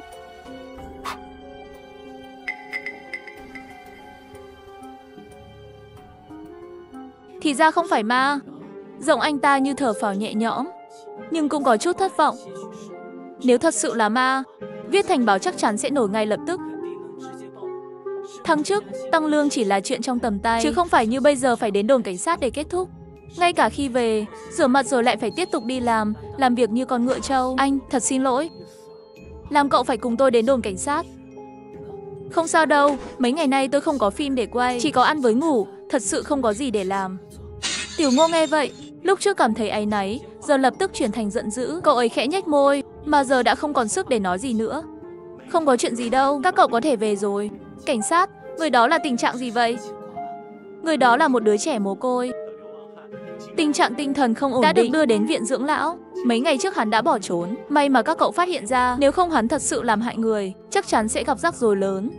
Các cậu vất vả rồi. Anh, chúng ta về thôi, xe tôi gọi rồi, đang đợi ngoài kia. Di Chi đi theo Tiểu Ngô ra ngoài, đột nhiên nghe thấy một tiếng động lạ. Anh ta quay lại tìm nguồn gốc tiếng động, thấy tên ăn mày vật lộn dữ dội, ngã khỏi ghế xuống đất. Dù tay tên ăn mày vẫn bị ghim vào ghế, nhưng hắn vẫn kéo cơ thể, bò về phía Di Chi. Tên ăn mày nói lắp bắp. Di Chi dù cố gắng nhưng không thể nghe được hắn muốn nói gì, chỉ thấy tên ăn mày lộ vẻ mặt cực kỳ buồn bã. Di Chi lập tức sững sờ. Nhưng chỉ trong chớp mắt, hắn dường như đã trở lại trạng thái ngớ ngẩn. Anh không suy nghĩ nhiều. Dù sao người tinh thần không bình thường, dù sao thì người tinh thần không bình thường, cảm xúc tự nhiên cũng sẽ hỗn loạn. Anh đến rồi. Cậu im lặng đi, chút nữa tôi sẽ đưa cậu về. Em gái ơi, em gái gọi đi. Em gái gọi đi. Em gái.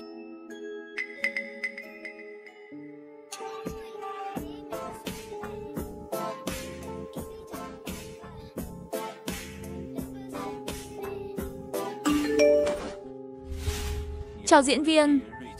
Kịch bản định kỳ, kịch bản sai lệch, kịch bản do anh đóng. Tính cách từ nhỏ rụt rè và sống dựa vào em gái, hai người đã sống nương tựa lẫn nhau từ nhỏ. Gần đây, anh ấy phát hiện ra em gái mình thường xuyên nói chuyện với không khí. Ở thành phố Bích Diên có một cậu em đi theo, và những sự kiện kỳ lạ liên tiếp xảy ra. Tối nay vào lúc 12 giờ, sau khi trang điểm ở tiệm tạo dáng của Lão Vương, lên xe mà đoàn phim đã sắp xếp tới phòng 404 để ngủ. Buổi quay sẽ kéo dài 3 ngày. Xin các diễn viên chuẩn bị sẵn sàng. Tốt quá, cuối cùng người lấy kịch bản cũng đã đến.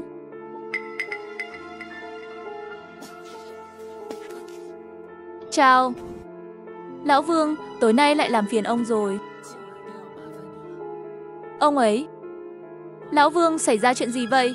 Trông ông có vẻ không vui lắm. Nhưng cũng không thể nói là không vui, chỉ là có chút vui buồn lẫn lộn.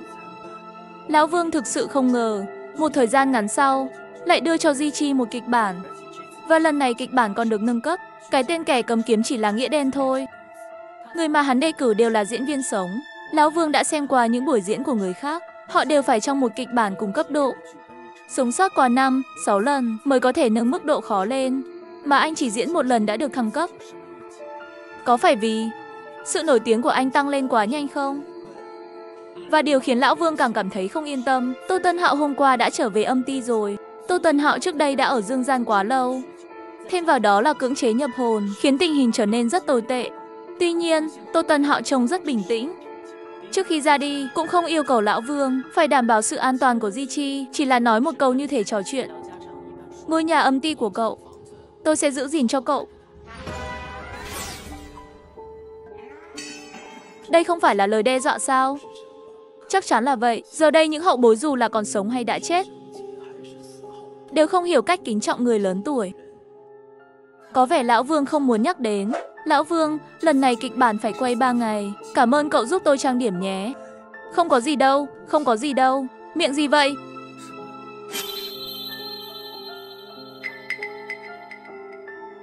Lỡ như trong cửa hàng mất điện thì sao?